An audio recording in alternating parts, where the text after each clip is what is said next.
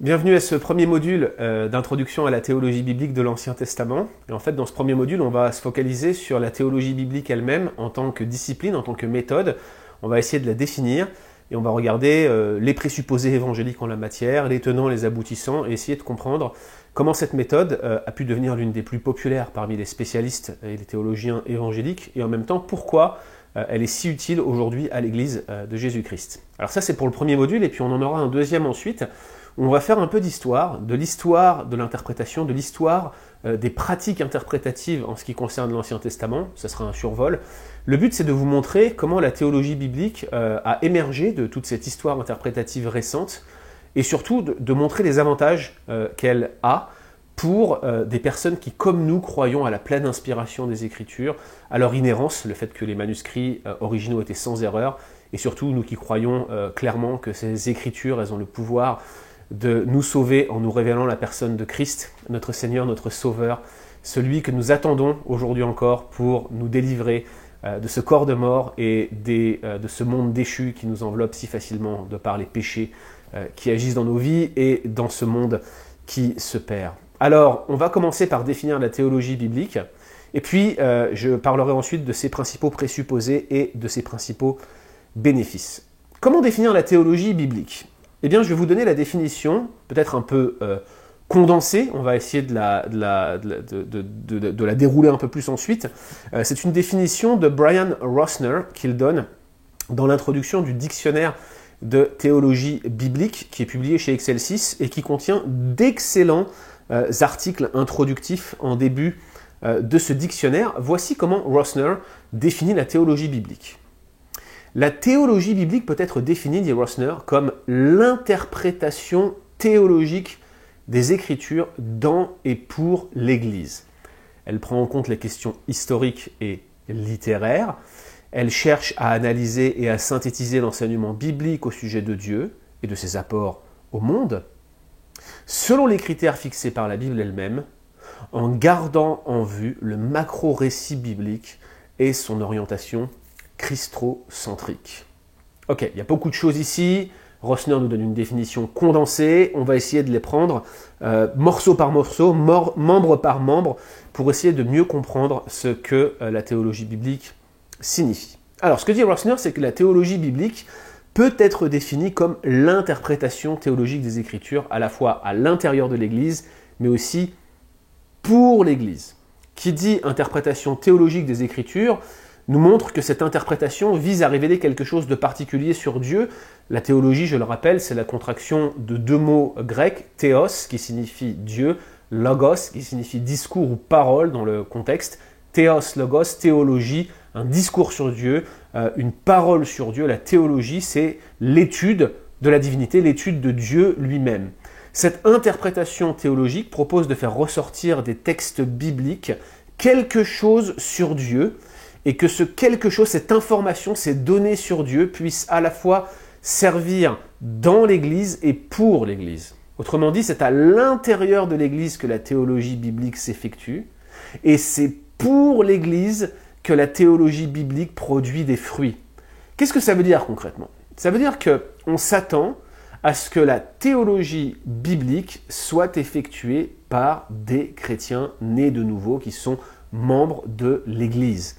La théologie biblique a pour but d'évaluer ce que la Bible dit de Dieu et ce que la Bible dit de Dieu pour les besoins de l'Église. Nous interprétons la Bible en Église et pour l'Église, à la fois avec vos enseignants, vos pasteurs, que vous avez voté ou choisi si vous êtes dans une assemblée congrégationaliste, mais ce que je voulais dire surtout, c'est les pasteurs que Dieu a établis sur vous, sur le troupeau de Dieu. Et également, en tant qu'Église, en tant que frères et sœurs, en tant que disciples, vous vous aiguisez vous-même par la parole de Dieu. Le but de votre méditation, de votre interprétation théologique des Écritures, c'est d'édifier l'Église. C'est le but de la théologie biblique. Elle est faite dans l'Église et pour l'Église.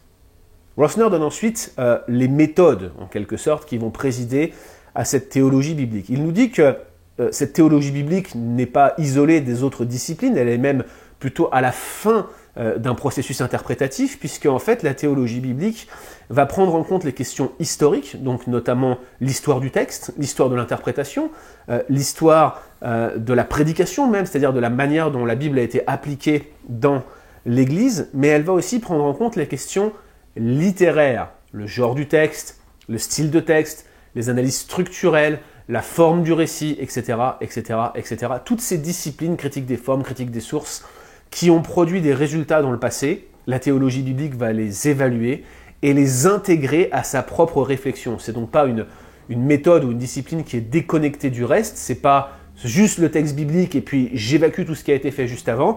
Non, elle s'appuie sur des données historiques, elle s'appuie sur des analyses littéraires, elle s'appuie sur les travaux de spécialistes qui l'ont précédé. Quel est le but de la théologie biblique? Eh bien, Rossner répond, elle cherche à analyser et à synthétiser l'enseignement biblique au sujet de Dieu et ses apports, son rapport plutôt au monde. Voilà ce que la théologie biblique cherche à faire. Elle cherche à regarder ce qui, dans la Bible, révèle Dieu, nous montre son mode d'action et va nous montrer sa nature, sa grandeur, sa transcendance, son immanence, et puis je dirais en quelque sorte les attributs. J'aime pas parler d'attributs, je préférerais parler directement de nature de Dieu et de la manière dont ils nous sont révélés. Et surtout, on va regarder comment ce Dieu tout-puissant, ce Dieu qui est en dehors de cette création, a des rapports avec elle, et notamment des rapports avec l'humanité qu'il a créée. Donc si on regarde par exemple la nature créatrice de Dieu et son rapport au monde qu'il a créé, on regardera tout simplement comment Dieu a créé le monde et en même temps comment il interagit avec ce monde qu'il a créé et les créatures qu'il y a placées. Et vous vous doutez bien que des textes qui vont être analysés de la sorte en théologie biblique sont des textes qui sont concernés par la création, par exemple Genèse 1.3, mais pas seulement. Vous avez un certain nombre de textes dans la littérature de la sagesse ou dans la littérature prophétique qui vont reprendre ces thèmes de la création et qui vont se prêter au jeu de la théologie biblique si on regardait par exemple le thème du Dieu créateur. Alors quels sont les critères qui vont présider à la théologie biblique? Eh bien Rossner répond, il ne donne pas de détails à ce stade, mais il dit ce sont les critères qui sont fixés par la Bible elle-même. Autrement dit, que ce soit dans la source pour la théologie biblique, à savoir la Bible, que ça soit le but de la théologie biblique, à savoir l'exposition de la Bible pour l'Église, mais que ce soit également dans les critères d'analyse, eh bien on s'en réfère toujours à la Bible, puisque les critères qui vont présider à l'établissement ou à la méthodologie de la théologie biblique vont être des critères qui nous sont offerts eux-mêmes par la Bible. On aura l'occasion d'en reparler dans quelques instants.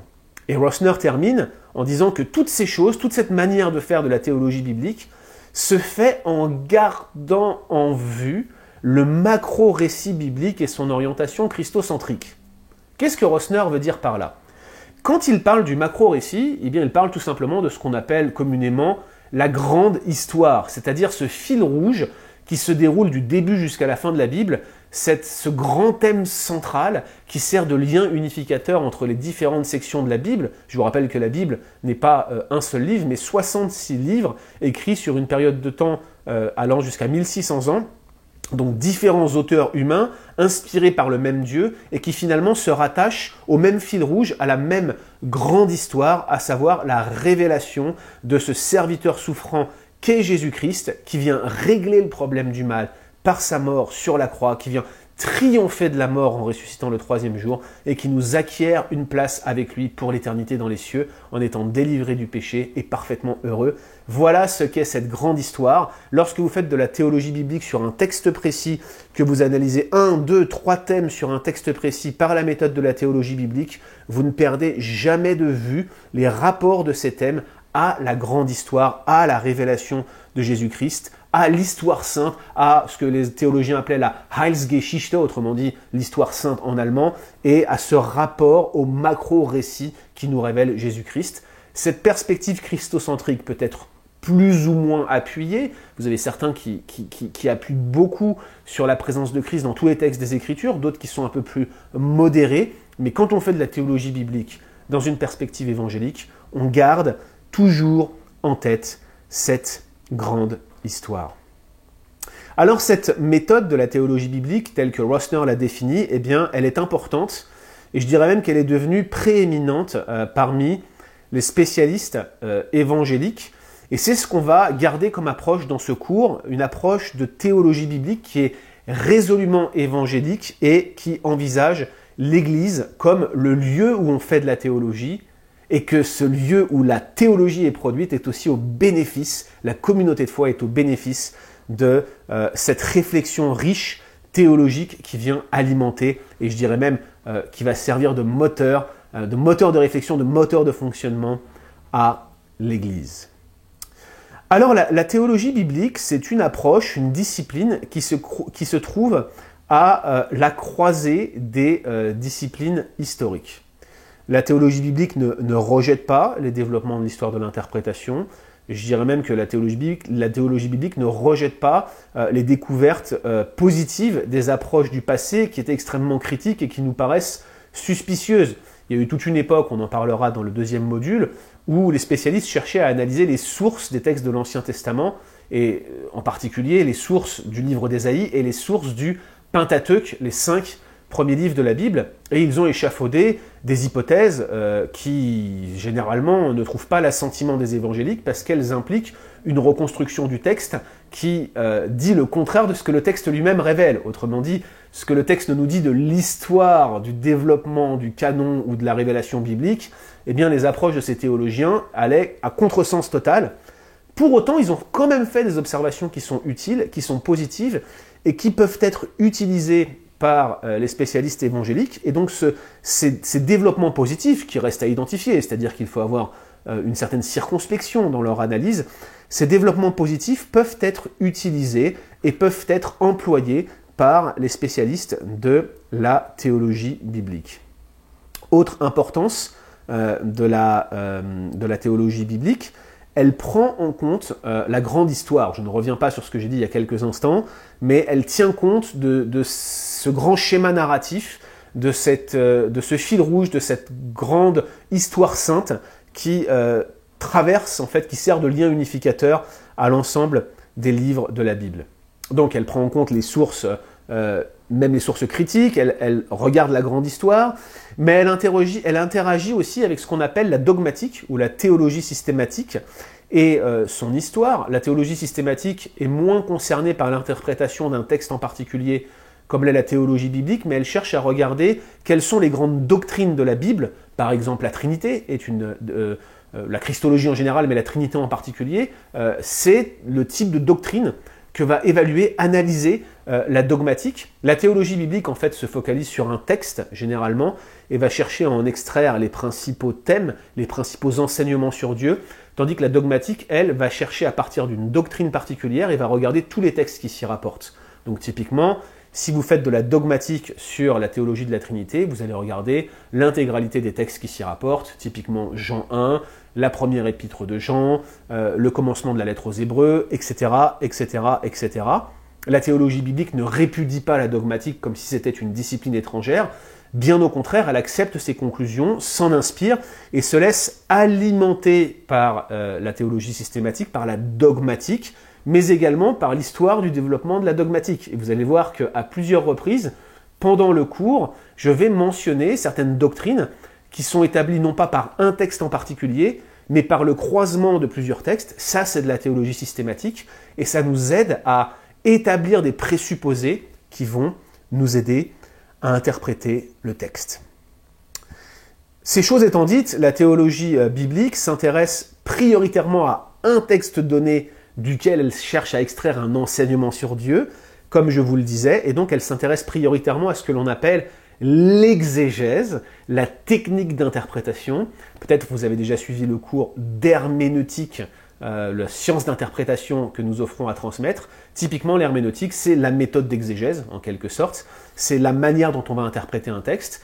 La théologie biblique s'intéresse aux enseignements sur Dieu, les grands thèmes qui ressortent d'un texte donné.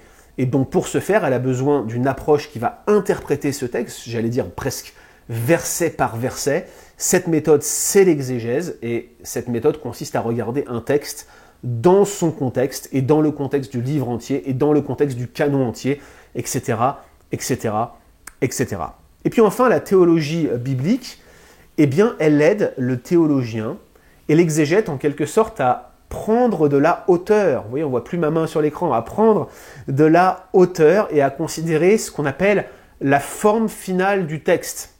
Autrement dit, l'exégèse va se focaliser sur ce qu'on appelle une péricope, c'est-à-dire un petit morceau de texte à l'intérieur d'une épître. Typiquement, si vous regardez la première épître aux Corinthiens, la péricope des dons spirituels, elle commence chapitre 11, verset 17, elle termine chapitre 14, verset 40, je crois de mémoire, que le chapitre 14 termine avec le verset 40. Vous vérifierez si je ne vous dis pas de bêtises. Ça, analyser cette péricope, c'est faire de l'exégèse. Mais la théologie biblique va s'intéresser à la forme finale de la première épître aux Corinthiens et va regarder comment toutes ces péricopes ensemble nous donnent un enseignement sur Dieu, va révéler de nombreux thèmes qui vont nous permettre de créer une théologie de Dieu et de son œuvre envers les Corinthiens et envers nous, et va aussi s'intéresser au placement dans le canon de la première épître aux Corinthiens. Elle regarde à la forme finale du texte et à son placement dans son contexte, et elle fait ça pour n'importe quelle unité textuelle. Donc, je redis ce que je viens de dire, cette approche de la théologie biblique est une approche qui est à la croisée des disciplines historiques. Elle ne rejette pas les développements de l'histoire de l'interprétation, y compris les développements positifs des approches un peu plus critiques là, proposées par certains théologiens qu'on qualifie, je pense à tort, le mot, j'aime pas le mot, disons, de théologiens libéraux. Elle prend en compte la grande histoire, je ne reviens pas là-dessus. Elle interagit avec la dogmatique, théologie systématique si vous préférez, et surtout avec son histoire. Elle s'intéresse à l'exégèse des textes et à leur contexte, et son but est d'aider le théologien, et aussi l'exégète, et aussi le théologien systématique, à prendre de la hauteur, à considérer la forme finale du texte, et à évaluer son placement dans son contexte. Voilà à quoi sert la théologie biblique. Maintenant, quand vous abordez un texte, quel qu'il soit, que vous cherchiez à en faire l'exégèse, que vous cherchiez à en extraire les grandes doctrines pour en faire de la théologie systématique, que vous regardiez son enseignement sur Dieu et ses principaux thèmes pour en faire une théologie biblique, quand vous abordez un texte comme cela, vous êtes constamment animé de présupposés. Vous savez, les présupposés sont extrêmement importants. Ceux qui tombent dans la théologie critique et qui critiquent le texte et qui portent un regard sur ce texte qu'on peut qualifier de libéralisant. J'aime pas le mot encore une fois, mais je le fais pour essayer de démocratiser mon propos ici, vous comprenez? L'idée est plutôt de dire que certains théologiens portent un regard qui n'est pas le même regard que celui des évangéliques sur ces textes. Pourquoi? Parce qu'ils ont des présupposés différents. Ils abordent le texte, par exemple, avec le présupposé que les miracles n'existent pas, et que par conséquent, toute expression ou tout récit de miracle dans la Bible ne peut pas être pris au sérieux. C'est typiquement un présupposé naturaliste, rationaliste même, que l'on va trouver chez certains théologiens critiques. Mais nous, évangéliques, quels sont nos présupposés quand nous venons faire de la théologie biblique? Quels sont les présupposés de la théologie biblique évangélique? Eh bien, ils sont nombreux, mais j'ai prévu de vous en citer 4. 4 présupposés de la théologie biblique évangélique. Premier présupposé, la pleine inspiration des Écritures. Pourquoi parler de pleine inspiration des Écritures? Qu'est-ce que ça veut dire? Eh bien, la pleine inspiration des Écritures signifie que les textes des Écritures sont pleinement inspirés de Dieu, autrement dit que Dieu en est pleinement l'auteur, malgré qu'il y ait aussi un auteur humain qui le soit pleinement. Et ces textes des Écritures, étant pleinement inspirés de Dieu, rendent pleinement témoignage de la volonté de Dieu. Ils sont pleinement inspirés, ils rendent pleinement témoignage de la volonté de Dieu. C'est l'une des raisons, même la principale, pour laquelle nous appelons l'Écriture la parole de Dieu. C'est cette pleine inspiration des Écritures qui nous permet de dire en toute bonne conscience que les Écritures sont la parole de Dieu. Ça, c'est pour la pleine inspiration. Le deuxième présupposé évangélique pour la théologie biblique, c'est la perspicuité des Écritures. Un terme technique, mais très important, la perspicuité des Écritures. C'est que la Bible, cette perspicuité n'est autre, et cette doctrine, que la Bible est suffisamment claire pour donner une connaissance certaine de Dieu. Alors tout dans la Bible n'est pas clair de manière égale, mais sa clarté générale est assez grande pour donner une connaissance certaine de Dieu. Elle est une connaissance qui soit même à salut de Dieu. La confusion qui résulte parfois d'interprétations divergentes, eh bien, elle vient des hommes, mais elle ne vient pas d'un manque de clarté de la Bible. Autrement dit, quand vous avez des gens qui sont en désaccord les uns avec les autres, cela arrive souvent, c'est même le lot du théologien que d'être en désaccord. Il émet une opinion parfois sur des sujets bien précis, et c'est normal qu'en face de lui, il y ait des personnes qui pensent différemment. La raison pour laquelle nous ne parvenons pas à être sûrs sur certains points de doctrine, ce n'est pas parce que la Bible manque de clarté, mais tout simplement parce que les hommes sont pécheurs, les hommes sont séparés de Dieu, les hommes sont des créatures, les hommes sont par nature couverts d'un voile d'obscurité qui leur empêche de voir toutes les richesses de la connaissance de la parole de Dieu. Ils ne sont pas omniscients, ils ne sont pas Dieu pour interpréter les paroles de Dieu, ils tâtonnent comme dans une pièce dans le noir, et donc ils proposent parfois des solutions, parfois par inférence, qui sont divergentes. Mais la Bible est suffisamment claire pour donner une connaissance certaine de Dieu, c'est ce que l'on appelle la perspicuité, et c'est là encore l'un de nos présupposés, c'était même le deuxième. Le troisième présupposé de la théologie biblique évangélique, eh bien, c'est ce que l'on appelle parfois l'inhérence. L'inhérence des Écritures, vous en avez peut-être déjà entendu parler, eh bien, c'est l'idée que la Bible est absolument sans erreur dans ce que l'on appelle les autographes, c'est-à-dire les manuscrits originaux. Pourquoi parler des manuscrits originaux? Eh bien parce que Dieu, bien sûr, a pleinement inspiré ceux qui ont écrit les textes originaux, mais ces textes ont ensuite été transmis par des copies. Il n'y avait pas d'impression avant le XVe siècle, comme vous le savez, avec Gutenberg qui a inventé l'imprimerie, et auparavant, tout reposait sur des copies manuscrites.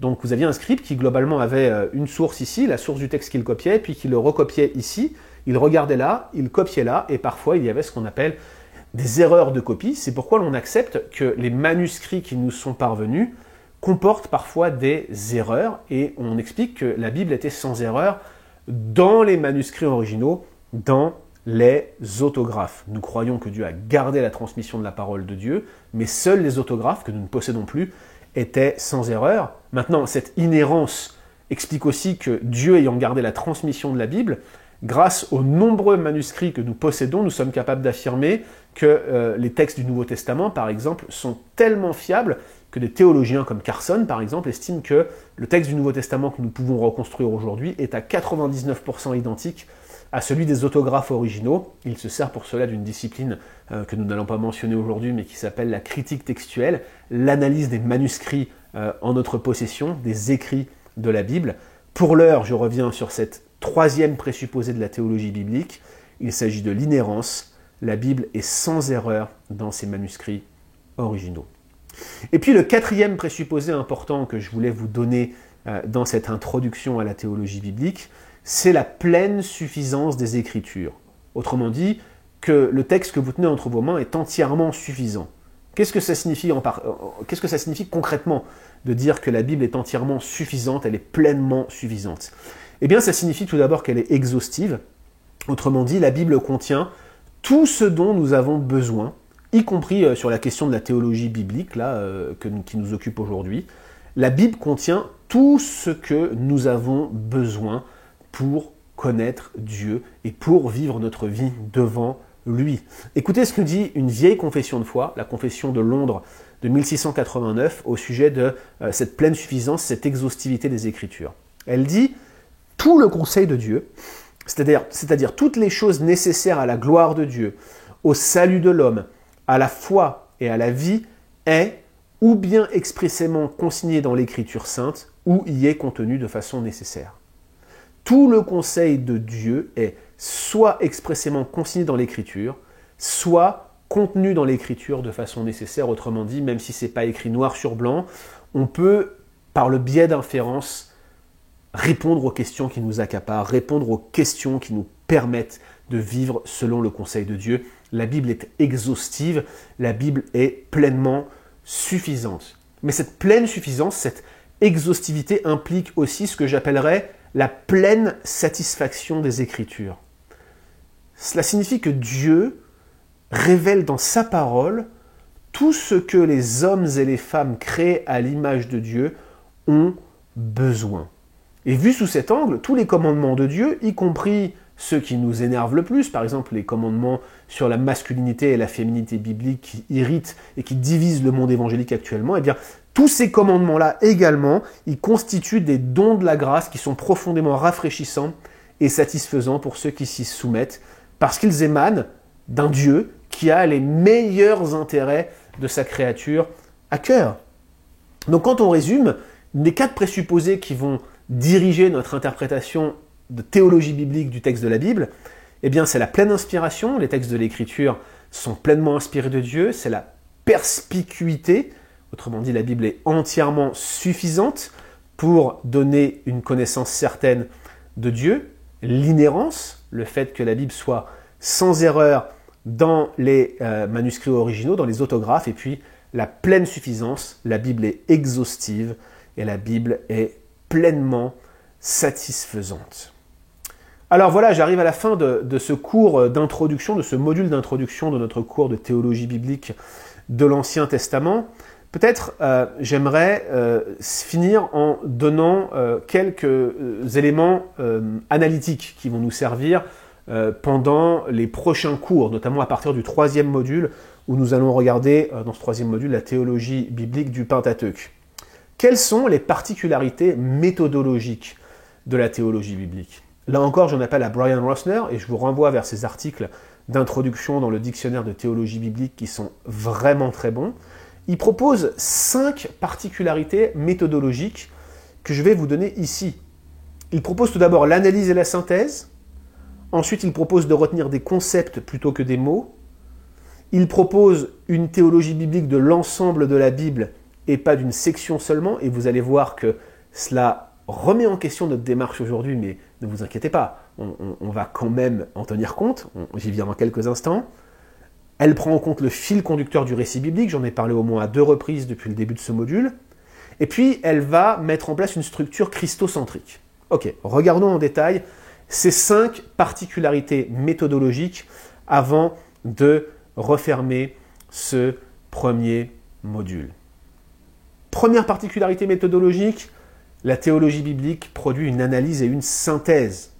Tout simplement, elle analyse, elle reconstruit les théologies particulières des écrits ou des collections d'écrits bibliques. Donc elle va évaluer ces textes à la lumière de la théologie biblique, mais ce qu'elle va surtout faire, elle ne va pas se contenter d'analyser, elle va proposer une synthèse, c'est-à-dire une description théologique de thèmes particuliers qui prend en compte l'ensemble de la Bible. Autrement dit, le rôle de la théologie biblique, ce n'est pas simplement d'analyser la création dans Genèse 1.3, pour reprendre notre exemple de tout à l'heure. Le rôle de la théologie biblique qui analyse le thème de la création, c'est de regarder comment le thème de la création se développe depuis Genèse 1 à Apocalypse 22. Et comment dans l'ensemble de la Bible, ce thème de la création se déroule à la lumière de la grande histoire de Christ. Elle analyse donc, mais elle propose surtout une synthèse à la lumière de l'ensemble de la Bible. Voilà donc une première particularité de la théologie biblique. Elle s'intéresse à la forme finale des textes, mais aussi à leur inclusion dans l'ensemble de la Bible tout entière. La deuxième particularité méthodologique, j'ai envie de dire, retenez-la pour n'importe quelle approche littéraire que vous analysiez la Bible ou un autre texte. Il s'agit de regarder des concepts et pas simplement des mots. Qu'est-ce que ça veut dire concrètement en matière de théologie biblique ? Même déjà en dehors de la théologie biblique. Déjà, souvenez-vous de ne pas tomber dans l'erreur qui consiste à associer un mot à un concept. Si vous avez, je sais pas moi, le mot...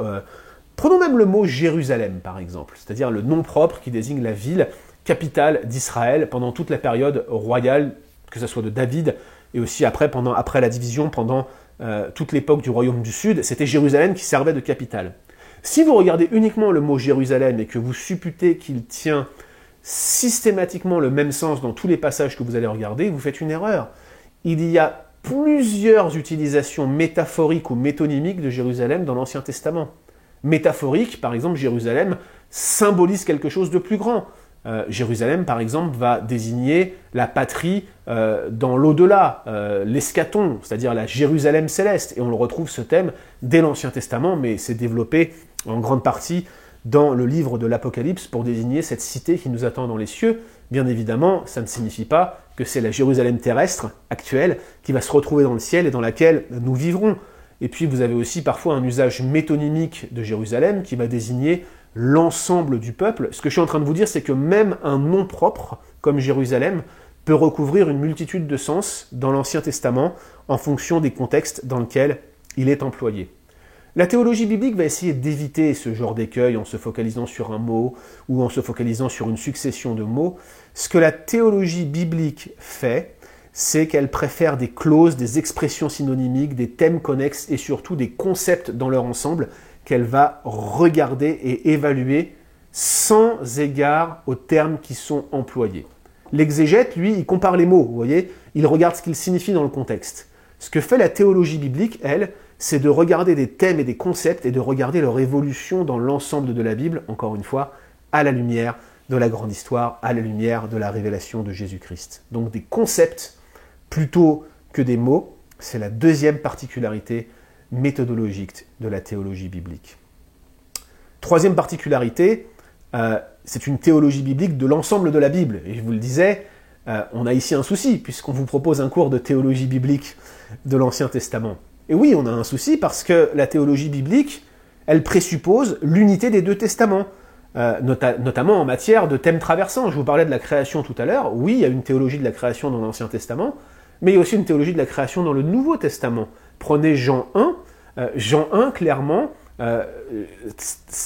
montre comment la révélation de Christ se présente elle-même comme une nouvelle création. Regardez le thème de la nouvelle création chez Paul, dans Corinthiens par exemple. Regardez le thème de la nouvelle création chez Jean, dans l'Apocalypse. Ce sont des thèmes qui reviennent régulièrement et qui sont donc traversants et qui présupposent l'unité de l'Ancien et du Nouveau Testament. Donc quand on fait une théologie biblique de l'Ancien Testament, eh bien on ne fait que la moitié du travail. Et l'idée, ce serait plutôt de se focaliser sur une théologie biblique de l'ensemble de la Bible. Alors rassurez-vous, on a prévu de vous proposer bientôt un cours de théologie biblique du Nouveau Testament avec Transmettre, mais en plus de cela, on ne va pas s'arrêter en si bon chemin, puisque le dernier module de ce cours de théologie biblique de l'Ancien Testament va montrer comment le Nouveau Testament utilise l'Ancien, quels sont les procédés d'emprunt et quels sont les thèmes qui renvoient prophétiquement, ou j'allais dire de manière implicite, depuis l'Ancien Testament vers le Nouveau Testament. On va essayer de voir comment ceux qui n'avaient pas encore le Nouveau Testament à disposition pouvaient l'anticiper au travers des grands thèmes qui sont révélés dans l'Ancien Testament, et surtout comment ce qu'on appelle l'intertextualité, comment le rapport entre les textes nous montre comment le Nouveau Testament fait allusion à l'Ancien Testament. Vous allez voir, ça paraît compliqué quand on l'exprime comme ça de manière abstraite, mais quand on va en parler tout à l'heure, ça va devenir beaucoup plus clair pour vous. Quatrième particularité méthodologique, prendre en compte ce fil conducteur du récit biblique. Je ne reviens pas là-dessus, j'ai déjà mentionné ce fil rouge, cette espèce de thème traversant de la révélation de Christ entre l'Ancien et le Nouveau Testament. Et puis cinquième et dernière particularité que Brian Rossner nous donne, il y a dans la théologie biblique une structure christocentrique de l'ensemble de la Bible, puisque l'Ancien Testament, comme le Nouveau Testament, nous révèle la personne de Jésus. Il nous montre qui il est, il nous montre sa grandeur et sa nature. Alors ça ne veut pas dire qu'on va retrouver Christ dans chaque passage isolé de l'Ancien Testament. J'ai toujours été frappé de voir comment ce récit du deuxième livre des rois, dans lequel Élisée fait surnager un morceau de fer de la hache avec un morceau de bois qu'il jette dans le Jourdain, a été interprété abusivement de manière christologique. L'interprétation classique, c'est regardez, Élisée, pour faire surnager le fer de la hache, est obligé de jeter un morceau de bois dans le Jourdain. Le bois, ça évoque le bois de la croix, c'est donc une préfiguration de Christ. Personnellement, je trouve que ce style d'interprétation est christologisant, il prête à confusion, et ce n'est pas du tout ce que dit le texte. D'ailleurs, ce texte-là ne mentionne pas directement Christ, ne fait pas directement écho à Christ. On peut tirer quelques applications en montrant que le prophète, qui peut venir ainsi miraculeusement au secours des siens, préfigure Christ qui lui-même viendra plus tard, ultimement et une fois pour toutes, au secours des siens par un grand miracle, celui de sa mort et de sa résurrection d'entre les morts. Mais, vous voyez, faire une lecture trop christocentrique de textes comme celui-ci pourrait prêter à confusion. Ce n'est pas du tout ce que j'ai en vue ici, c'est plutôt de comprendre que l'Ancien Testament dans son ensemble révèle la personne de Jésus, comme d'ailleurs Jésus le montre aux pèlerins sur la route d'Emmaüs, lorsque, commençant par Moïse, il leur montra tout ce qui se référait à lui dans la loi et les prophètes. Dans l'ensemble de l'Ancien Testament, Jésus est capable de montrer les choses qui se réfèrent à lui, et nous pensons que l'ensemble de l'Ancien Testament pointe vers la personne de Christ. Voilà ce que nous appelons structure christocentrique lorsque nous en parlons comme d'une particularité méthodologique de la théologie biblique. Donc je répète les 5 particularités méthodologiques de la théologie biblique: l'analyse et la synthèse, l'analyse de concepts et pas seulement des mots, une théologie biblique qui se focalise sur l'ensemble de la Bible, pas sur l'Ancien Testament seulement, et on va chercher à renvoyer les trouvailles qu'on va faire dans ce cours vers l'interprétation du Nouveau Testament. Il y a ce fil conducteur, quatrièmement, du récit biblique, qui n'est autre que cette grande histoire, que cette révélation de Jésus-Christ. Et puis il y a cette structure christocentrique révélée dans l'Ancien Testament. Voilà pour ce premier module. Nous avons donc défini la théologie biblique, nous avons montré ses principales particularités et ses présupposés évangéliques. Nous avons listé quelques-unes des particularités méthodologiques que nous allons employer. C'est le module de cours le plus abstrait. Si vous avez eu du mal à relier cela au texte biblique jusqu'ici, ne partez pas maintenant, restez accrochés, on arrive bientôt à des choses beaucoup plus concrètes. Si vous avez eu du mal à comprendre ce que j'exprimais pendant ce cours, envoyez vos questions, on les traitera tout à l'heure lors de la séance de questions-réponses. A tout de suite pour le deuxième module.